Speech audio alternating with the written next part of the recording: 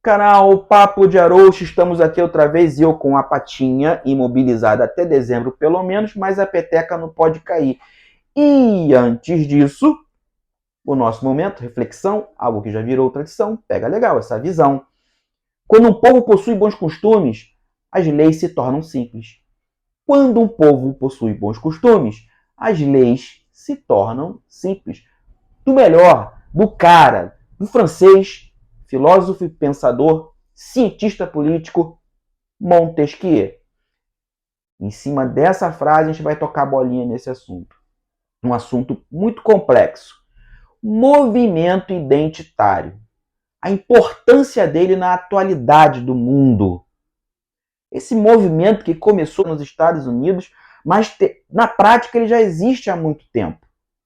Ele aconteceu na Índia, quando deixou de ser colônia do Reino Unido para ser um país independente. Entretanto, ao mesmo tempo que nasceu a Índia, onde ficaram os hindus, Paquistão nasceu também, para onde foram os muçulmanos.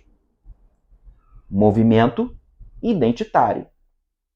Mas como flexionar o movimento identitário dentro de um local onde não existe democracia? E quando existe, ela é bem tênue. Ela é bem mentirosa. O Oriente Médio, lá no antigo Sião, atual Israel, nascido no dia 14 de maio de 1948, pós-Segunda Guerra. Entretanto, antes do povo judeu chegar até o atual Israel, o local era administrado por quem? Pelo Reino Unido, que não conseguiu ter competência para fazer uma divisão entre etnia para que não acontecesse o que acontece hoje. Porque lá, na Palestina, antes do nascimento do Estado de Israel, a maior concentração era de árabes. E esses árabes foram praticamente expulsos a partir da criação do Estado de Israel, porque também não aceitaram a criação do Estado de Israel e a quantidade de judeus que foram para o seu então Estado. Certo? Depois disso, vários assentamentos israelenses aconteceram e acontecem e existem dentro da área palestina. Tivemos a Guerra dos 6 Dias em 1967, depois a crise do petróleo em 1973, onde esses conflitos foram se tornando cada vez mais violentos. Ataques mútuos, células terroristas, nascimento de fomento nesse sentido, e a ONU não conseguiu resolver de maneira diplomática esse assunto, que se tornou hoje um grande problema humanitário. Por várias questões, questões religiosas, questões étnicas, questões culturais e também econômicas. Certo? Um grande exemplo, os curdos na Síria são aliados dos Estados Unidos. Olha só que doideira, mas são. E hoje, no atual conflito que acontece no Oriente Médio, quem fomenta essa guerra? Essa guerra é interessante para quem? Bem, ela não é interessante para os cidadãos de ambos os lados, mas ela precisa sim de mediação de conflitos.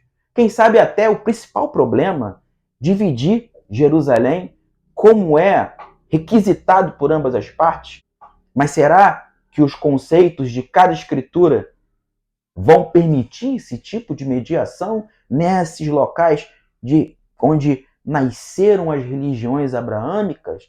Ismael, Isaac, o islamismo, o judaísmo, o cristianismo e tudo isso que envolve os locais sagrados, mas que atualmente a realidade é o seguinte: todos precisam sobreviver em paz.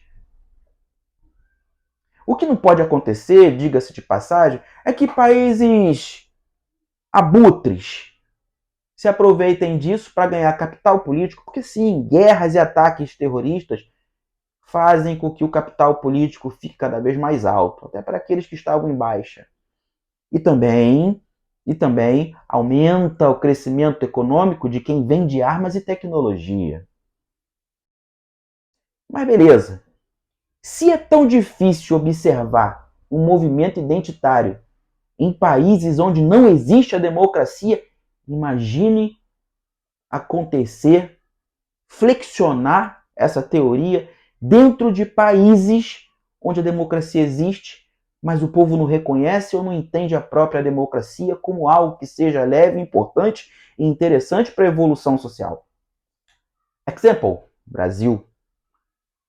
Ia tocando, fazendo uma analogia rápida, e você vai entender o porquê eu vou fazer essa analogia, que eu mudo de um assunto para o outro. Aqui no Brasil, a Comissão Parlamentar Mista, a CPMI, ela chegou à conclusão e indiciou os culpados pelos atos do dia 8 de janeiro. Entre eles, o ex-presidente, que não vou citar o nome para não criar potencial político para quem não merece. Esse ex-presidente que continua fomentando e atacando o movimento identitário, usando plataforma política e plataforma de costumes para isso. Algo que os marqueteiros dele aprenderam, é claro, e começaram a fomentar isso desde 2018, com os Estados Unidos. Aliás, Estados Unidos, o país liberal que não tem no seu texto constitucional nada que esteja remetido à dignidade humana. Entretanto, em 1952, durante a avaliação de um caso de um homem que foi preso por tráfico de drogas, ele engoliu as cápsulas. A Suprema Corte, a fiel protetora da Constituição, entendeu que a maneira violenta de fazer aquela pessoa colocar para fora as cápsulas que engoliu para que ele fosse preso por tráfico de drogas não respeitou o princípio da dignidade humana. Sendo assim, não é justificativa, não foi justificativa e ele foi absolvido. Estados Unidos. Aqui nós temos uma Constituição social, uma Constituição que versa pela dignidade humana. Ainda assim, não conseguimos entender esse objetivo. Ainda assim, temos uma plataforma política que foi fomentada pelo ex-presidente que coloca, supostamente, pauta de costumes, atacando o próximo, atacando o oponente político, atacando uma ideologia baseada em movimento identitário. Num país que precisa do movimento identitário.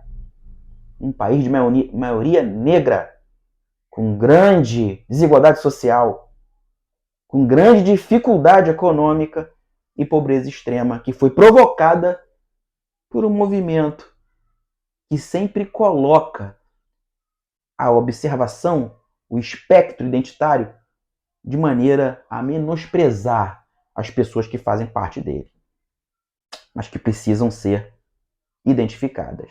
Eu deixo aqui uma reflexão, antes da gente fechar o vídeo, sobre a distopia de 1215 páginas chamada Revolta de Atlas, escrito por uma russa que morou nos Estados Unidos e que muito inteligentemente, diga-se de passagem,